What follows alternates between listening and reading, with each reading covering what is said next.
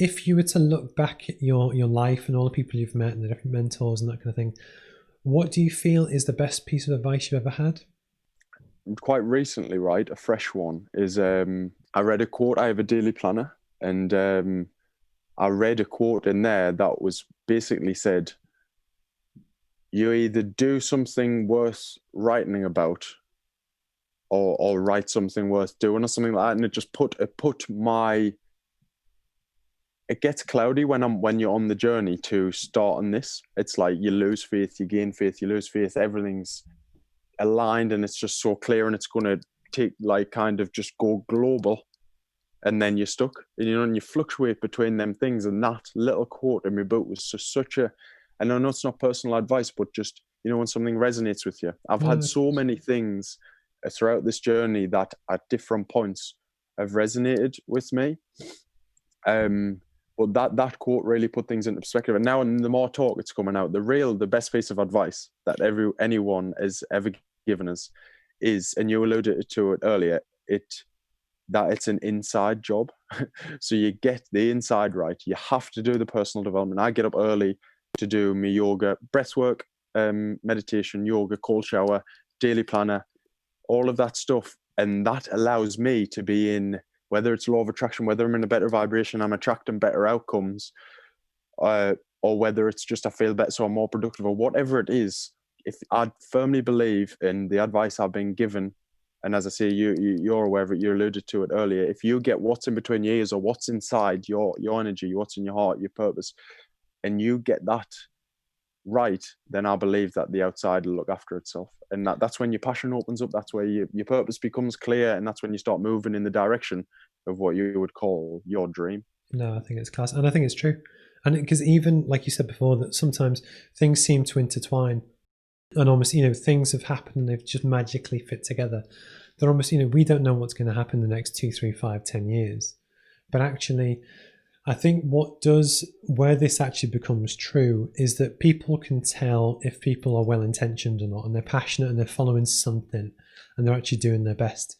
And actually, so even if in the same example that when you're made redundant, that you actually did it off your own back, and actually you created something, which is the hardest thing to do, because actually the easiest option would be to head down, feel bad, and then just look for another job.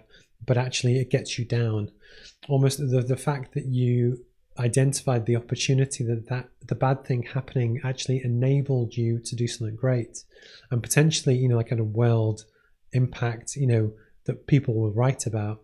It all came from, well, it depends how far back in the story you want to go, but all these kind of good things kind of happen. So now I think it's awesome. If you were to give advice to your younger self, what would it be? These are good questions. I like good questions like this. I don't particularly like being asked them, to be honest. I like asking other people them because it puts other people on the spot. Well, if it helps me, and I'll just, because it might take some time pressure off you to think whilst talking. And this will sound really stupid, but obviously I do this twice a week, every week. So, I'm not going to say the same thing every week. But one of the big ones for me, which I only actually discovered relatively recently, is when you listen to music, if you can, which you can now on your Apple Music or your Spotify, read the lyrics at the same time. And actually just seeing the lyrics when you listen to music just takes it to the next level to me. I don't know what it was, but I only learned that probably quite recently. And almost, it makes, for me, art and music a lot more real. That actually, I might have taken a different path, if I'd been more influenced by, so I grew up in the 90s, and there was a lot of really good kind of music around at the time. But actually, I always historically would listen to music and I just let it wash over me. And it's only certain artists that I actually seem to listen to their voice. But actually, if I watch someone talk about why they created an album, what it means to them, and actually see the lyrics, the song for me takes on a whole different thing. But actually, as a piece of learning personal development advice, actually it's made a massive difference. So hopefully that's bought you about 2-3 minutes to think of one for yourself. Yeah, no, you know what the funny thing is about that? Whilst listening, it just fuels my answer. It's so crazy. Well, it happened. It just happened. So the advice that I would give to myself, and this is probably completely unrelated, but what I wasn't aware of when I was younger was the ability to deal with emotions. So I would push away emotions without knowing it. I was developing like so sophisticated coping strategies in my mind that when I was reading all of these spiritual texts, it was becoming about avoidance of emotion. And then so I've been really practicing personal development since me final year in university. This was a real pivotal year for me with the My Cloud Coach thing, and also this surge in personal development. And actually, I want to be this person, not go down this route. I want to be this person. But it was all part of the journey, and it's all led me to this point. But I wish I knew earlier, like, that I didn't have to develop all of these coping strategies to avoid emotion. So what I was doing was I was looking for all of these mindfulness techniques that meant that I could live in a predominantly peaceful state, which I was ultimately achieving, but it was through force, and it was almost like I was guiding myself through a thorned path, and like negative thoughts were one thing, and I had to almost weave my way through. But then when I was getting coached by a girl called Samantha, who's been life-changing for me personally, she was able to turn me around and kept asking me questions and kind of coached me into realizing myself that, I have this fear of pain, like emotional pain. I don't want to feel uncomfortable emotions. And she turned me back around to face that. And I thought, well, okay, so what do I do now? And I realized it was just feel it. And that sounds so stupid, but all you do is just feel it and allow it. And then it passes, and you just get through that process. And now in my life, I've reached almost an equilibrium of where the peaks and troughs aren't so like intense and overwhelming.